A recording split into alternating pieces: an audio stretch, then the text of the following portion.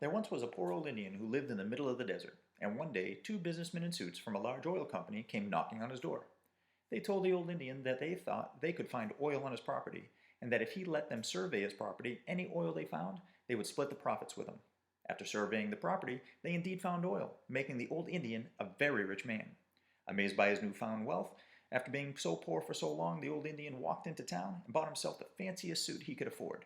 He then thought to himself, I'm tired of walking everywhere. So he went into the local car dealership and purchased the most luxurious car he could afford.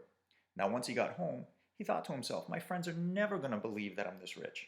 So he decided to go into town and show off his new clothes and shiny new car. When he got into town, as he drove down Main Street, he waved to all of his friends, but he noticed one thing, that although they were waving back at him, they were all laughing at him.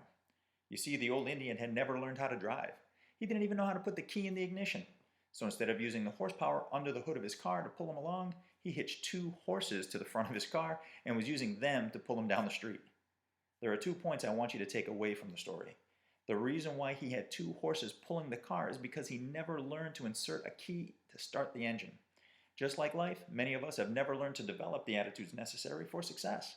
As a result of never learning how to start a car, he depended on two horses when there was over 100 horsepower on the inside ready to go. In life, when we don't learn to develop the attitude necessary for success, we end up having to depend on others for strength and motivation necessary for success. It's far more powerful to learn to develop your own motivation, discipline, and strength necessary for success rather than depending on others. That is why martial arts are so powerful. It's through our training that we develop these qualities and many others like them. Take a moment this week to begin to develop your attitudes necessary for success, and as always, make it a wonderful day.